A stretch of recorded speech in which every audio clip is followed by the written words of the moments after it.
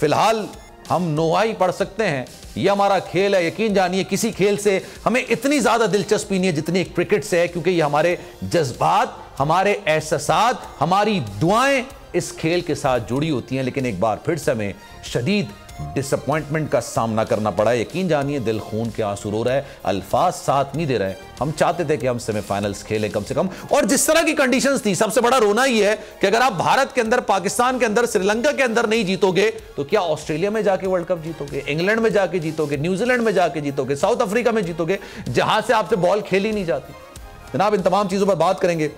काशिफ अंसारी साहब इस वक्त हमारे साथ मौजूद हैं, क्रिकेट एक्सपर्ट, और अब्बास शब्बीर साहब हमारे साथ मौजूद हैं। गुफ्तगू का सिलसिला उनसे आगे बढ़ाते हैं। काशिफ भाई, ये जब टीम सेलेक्ट की गई थी तो बच्चे से बच्चा भी ये बात बोल रहा था आप टॉप 4 में नहीं जाएंगे, लेकिन जब यही सवाल बाबर आजम से किया गया तो उन्होंने कहा यार आप टॉप 4 नीचे इतना नहीं चलेगा, हम तो नंबर 1 है, हम तो नंबर 1 पे फिनिश करेंगे, नंबर 2 पर फिनिश करेंगे।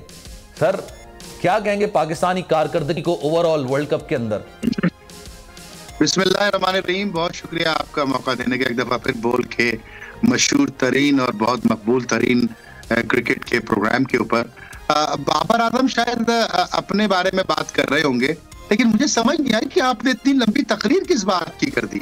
आप ये तकरीर उस वक्त अच्छी लगती कि जब आप ये आज से 2 महीने पहले करते, 2.5 महीने पहले करते, और उस वक्त आपकी तकरीर का कोई असर होता, या अरबाब इख्तियार के कान होते, या फिर उनको उनका ज़मीर होता, या उनके अंदर पाकिस्तानियत होती। मसला पता है क्या? मसला ये नहीं है कि ये नाअहल हैं, मसला ये है कि दुनिया का वाहिद बोर्ड और सिलेक्शन कमेटी है जो मुल्क दुश्मन है।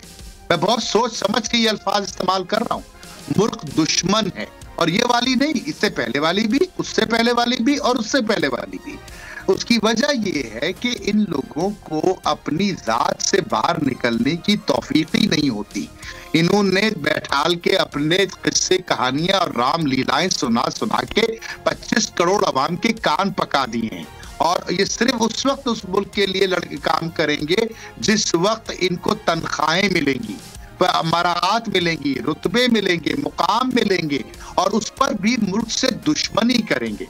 मुझे कोई, अब ये एक साहब है इंजमामुल हक साहब, हर टेलीविजन स्टेज पे सेट पे बैठ करके वो अपनी सफाइयां पेश कर रहे हैं, और मुझे समझ में नहीं आ रही कि यार ये कोई उनसे ये सवाल क्यों नहीं करता कि अगर ये टीम पिछली सिलेक्शन कमेटी ने सिलेक्ट की थी तो आखिरी मोहर तो आप ही की थी ना, तो वो सारा मलबा दूसरे पे गिराए चले जा रहे हैं कि मेरी इन्वेस्टिगेशन करो, और मैं आपको आज ये लिख कर दे दूं कि ये शख्स दोबारा सिलेक्शन कमेटी का चेयरमैन बनेगा, ये दोबारा करोड़ों की बरात लेगा और दोबारा पाकिस्तान की नाक कटवाएगा, क्योंकि ये लोग एक मिशन पर हैं।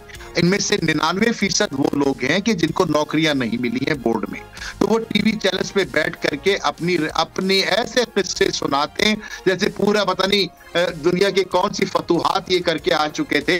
कभी बैठ के देखें तो जरा इनके दूसरे टीवी चैनल आपस में गुफ्तगू ऐसे फरमा रहे होते हैं जैसे पता नहीं कौन से इसने K2 और एवरेस्ट सर करके आप बैठे हुए हैं। और पाकिस्तान की खिदमत की बात आती है तो हमें चीफ सिलेक्टर बनाओ, हमें कोच बनाओ, हमें पीसीबी का सदर बनाओ, तब हम कुछ करेंगे। और उस वक्त भी हम कुछ नहीं करेंगे, हम बैठ करके ड्राइंग रूम में टीम बनाएंगे, हम अपने लिविंग रूम में बैठ करके लड़कों की जो परफॉर्मेंस को स्टडी करेंगे, अपना बंदा लेके आएंगे, अपने ग्रुप का नाम रोशन करेंगे, अपनी लॉबिंग करेंगे और इस मुल्क की बोटियां नोचेंगे।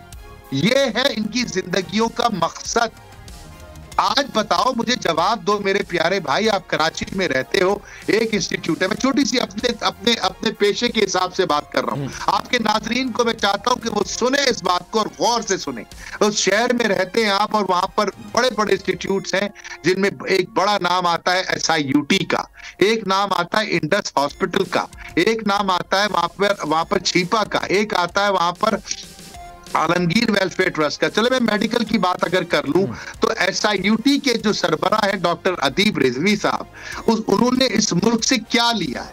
इस मुल्क से उन्होंने डिग्री ली है, हजारों नहीं लाखों डॉक्टर प्रोड्यूस किए और करोड़ों मरीजों को फ्री के इलाज में उन्होंने इस मुल्क से लिया हुआ अपनी तालीमी कर्जे को वापस करने का फर्ज अदा किया, और अभी भी रुके नहीं है वो रुके चले जा रहे हैं। आइए इंडस हॉस्पिटल चलते हैं, वहां पर भी एक डॉक्टर साहब हैं, डॉक्टर अब्दुल बारी खान साहब।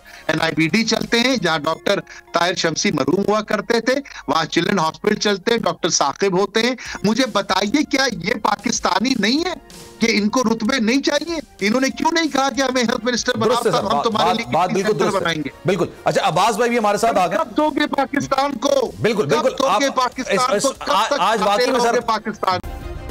सब्सक्राइब करें और बेल दबाएं ताकि कोई खबर रह न जाए।